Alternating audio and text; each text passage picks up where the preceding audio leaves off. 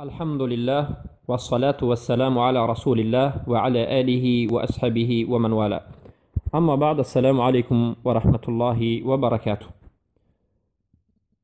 برادران از ما سوال کردند که تماشا کردن بازی هایی که از قمار به وجود می آید یا که بازی های ربوی آیا جایز است یا نیست؟ البته از نظر شریعت تماشا کردن و راضی شدن و خرسندی کردن و اشتراک کردن به بازی هایی که از ربوی باشد، از ربا به وجود آمده باشد، یا بازی هایی که نتیجه اش به قمار میسر تبدیل یابد، این حرام است و جایز نیست. بارک الله فیکم. اصل این در قرآن عظیم و شان است که الله رب العزة والجلال میگوید: اعوذ بالله من الشیطان الرجیم تعاونوا على البر والتقوى. به همدیگر کمک نمایید در کارهای نیکو و تقوا و پرهیزگاری و الله ترسی. ولا تعاونوا على الاثم والعدوان. و هیچگاه به کارهای گناه و معصیت و فسق و فساد و دشمنی و کارهای بد همدیگر را کمک ننمایید. البته رفتن و اون بازی که خواه فوتبال یا که والیبال یا بسکتبال و تنیس یا دیگر بازی های باشد که از سبب ربا یا که آخرش نتیجهش قمار باشد، رفتن شما این دلالت بر رضا بودن شما به همین بازی میکند و این گناه است و جایز نیست. بارک الله فیکم. پس کدام بازی یا که بازی چگونه به ربا تبدیل مییابد؟ ربا یعنی پرسنت. بازی به ربا همان وقت تبدیل مییابد که 5-6 گروهی بازی کننده ها بین هم دیگر پول میپرتایند، پول میگذارند، پول جمع میکنند. مثلا هر یک گروهی که بازی میکند 5 گروه یا 10 گروه 5000 روسی، در نتیجه 10 گروه اگر بازی کننده ها باشد 50000 میشود و میگویند کسی که جای اول شد 30000 میگیرد، کسی که جای دوم شد 15000، کسی که جای سوم شد 5000.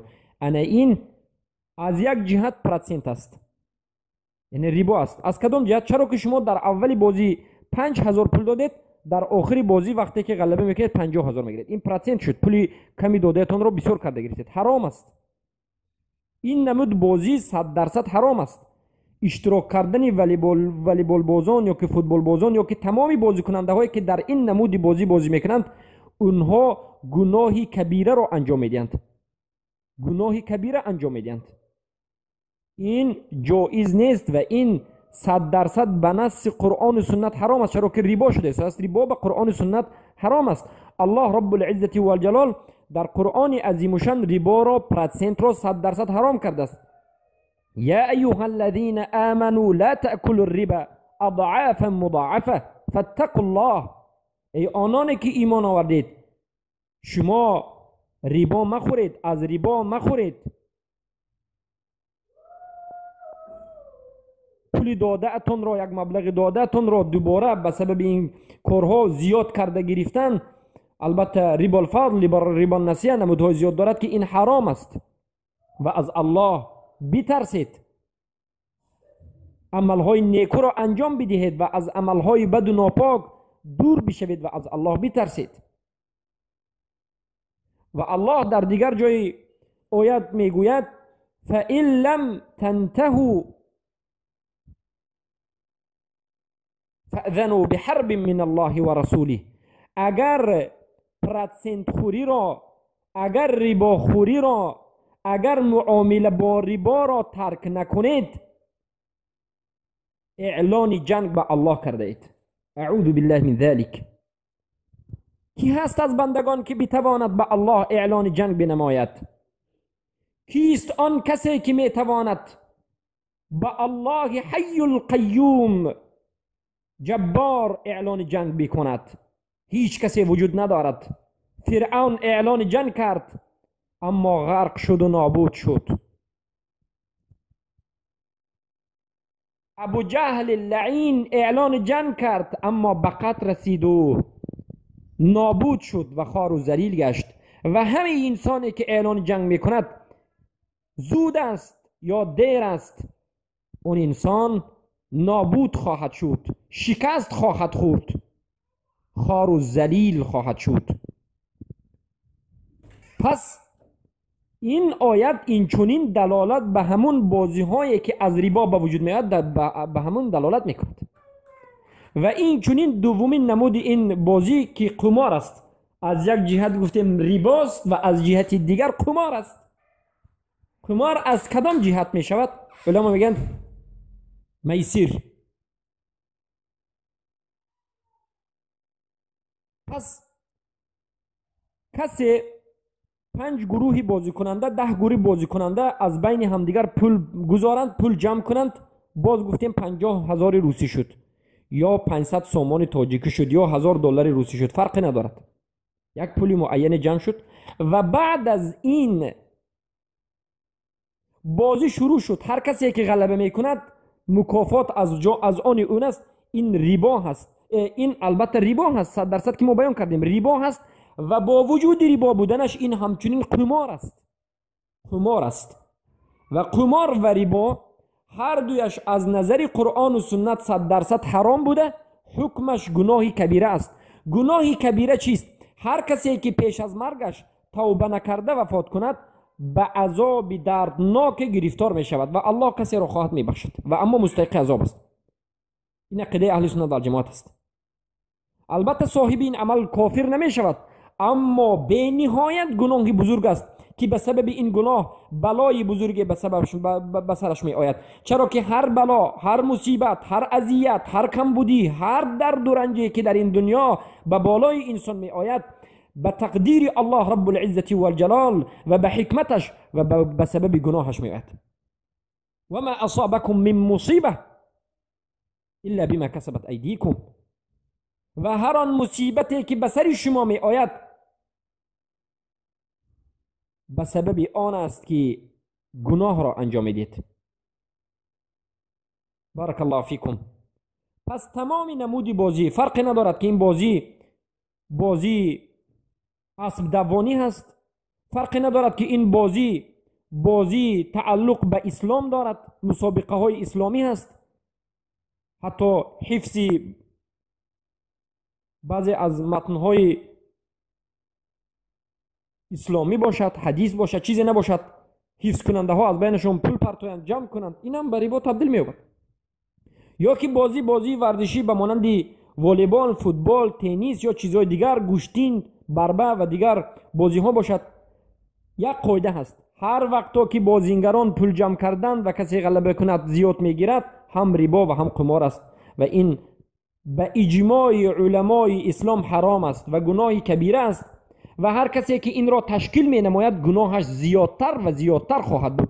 تشکیل کننده های این نمود بازی به مانند تشکیل کننده های ریبا هستند و تشکیل کننده های بازی قماری هستند و گناه اینها از دیگر گناه ها وزنینتر است. هر کسی که در این روز تشکیلی میکند، یعنی تشکیلی همین بازی میکند، گناهش از همه وزنینترین گناه است. هر کسی که به این مسابقه پول میگذارد، بازی مینماید، گناهش گناه کبیره است و هر کسی که مشاهده میکند البته گناهش گناه کبیره نیست، اما اگر دیده و دانسته به همین باریزا شدن بگوید که این حلال است و این جایز است، بگوید البته این گناه کبیره و حتی انسان را به کفر میبرد. یعنی کسی که بگوید که پرسنت حلال است، کسی بگوید که پرسنت یا که قمار حلال است، این کافر است.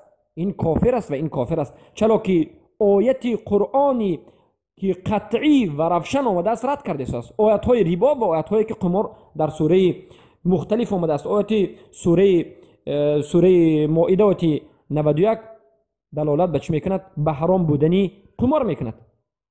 انما الخمر والمیسر والانصاب والازلام. میسر قماربازی که در زمان قدیم مشرکان عرب قماربازی میکردند که الله رب العزة والجلال گفت رجس من عمل شیطان، پلیدترین نجسترین عمل شیطان است، فاجتنبوه، بس کنید، قماربازی را بس نمایید.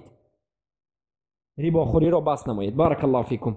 اما البته حدیث های گوناگون آمده است به معنای مختلف که وقتی که روز قیامت نزدیک می شود انسان ها نام قمار را، نام ریبا را، نام شراب را، نام بعضی عمل های حرام را دیگر می گذارند و بعد از این چی می کنند؟ این عملی حرام را انجام می دهند. بارک الله فیکم. چگونه که امروز نام این را به زبان روسی وزناس یا که اشتراک پولی، مبلغ اشتراک، این چنین نام ها گذاشتند و با همین سبب پول از مبلغ اشتراک میگیرند، جمع می نمایند و البته در نتیجه قمار و ریبا به وجود میاد. بارک الله فیکم. پس برادران مسلمانان و آن کسانی که تا امروز بیخبر بودید با خبر باشید و به این گونه بازی ها اشتراک نکنید و سبب تشکیل این گونه بازی ها نباشید و البته تماشابین این گونه بازی ها هم نباشید. تماشا نکنید. البته مرد مسلمان نباید به این نمود لغو و لعب بازی های بیهوده وقت گذراننده کند اشتراک کند.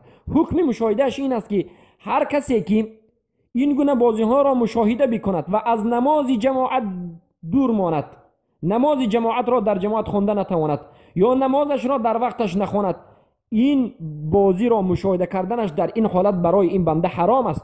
چه خیلی که علمای اسلام به مانند محمد امین شنقیطی، شیخ ابن باز و دیگر از علما ذکر کردند.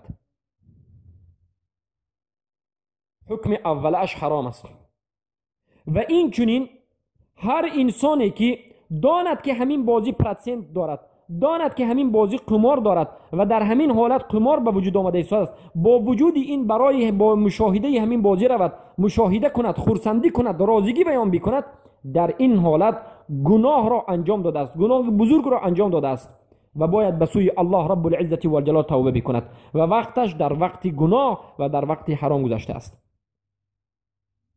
و اما سومین گروه، کسی که رود مشاهده این بازی بکند و از این بازی بیخبر باشد، از نمودی بازی بیخبر باشد، یعنی از این که این بازی قمار است یا که از این که این بازی چی است، این بازی پرسنت هست، بیخبر از این فکر کرده باشد که این یک بازی عادی است و بعد از این نمازش را در جماعت بخواند، نمازش را به سبب بازی قضا نکند، برای این بازی چی است؟ این لغو است و لهب است، مکروه است، نباید میرفت لیکن رفت، این مکروه است. چرا که مرد مسلمان پیش از این که یک عمل را انجام بدهد باید عمل را بفهمد و بداند که این عمل چی است. علمای سلف میگفتند والله که من سرم را نمیخورم مگرم همان زمانی که بفهمم که رسول الله خاریدند پس میخورم. یعنی سرشون را همان وقت میخوریدند که رسول الله خاریده باشند. البته این امر الله است که الله میگه پیامبر را اطاعت بکنید. پیامبر رسول اکرم صلی الله علیه و سلم و صحابگان و تابعین و امامان اهل سنت و جماعت هیچگاه شاهد به بازی قمار و به بازی پرسین نشدند، هیچگاه به این گونه بازی اشتراک نکردند و هیچگاه این گونه بازی را تشکیل نکردند. بارک الله فیکم. پس به خاطر الله رب العزت و الجلال، پس به خاطر اثبات کردن عشق الله رب العزت و الجلال که شما عاشق حقیقی الله هستید، از این گونه بازی ها گرچنده که بهترین بازیگر باشید دور باشید و براءت خود را از این گونه عملهای گناه بزرگ و عملهای کفر نعمت خود را دور بگیرید و عشق محبت خود را به الله رب العزت و الجلال نشان بدید، خصوصا در این زمان که همیشه هر روز بازی وجود دارد، هر روز بازی وجود دارد. یا که مشاهده کردن این بازی هایی که از قمار و از چی میشد، از تلویزیون، البته ما چه خیلی گفتیم بهترش انسان مشاهده نکند. وقتی که شما مشاهده میکنید، همون کانالی که شما مشاهده میکنید، همون شبکه‌ای که شما مشاهده میکنید از شما پول میگیرد و این پول اصلا به خدمت یهود میرود و این پول جمع میشود باز به همون با قمار و به همون بازی ها همراه میشود. بارک الله فیکم. مرد مسلمان نباید به این چیزها، زن مسلمان و فرزندای مسلمان و جوانای مسلمان نباید به این چیزها مشغول شوند. لیکن افسوس که امروز هم منطقه عرب نشین و عجم نشین و هم تاجیک و دیگر تمام منطقه ها مسلمان ها مشغول سرگرم به این بازی های بی معنی و بی منفعت و بازی هایی که از گناه هست مشغول هستند. بارک الله فیکم. و این جواب به سؤال برادر است. السلام علیکم و رحمت الله.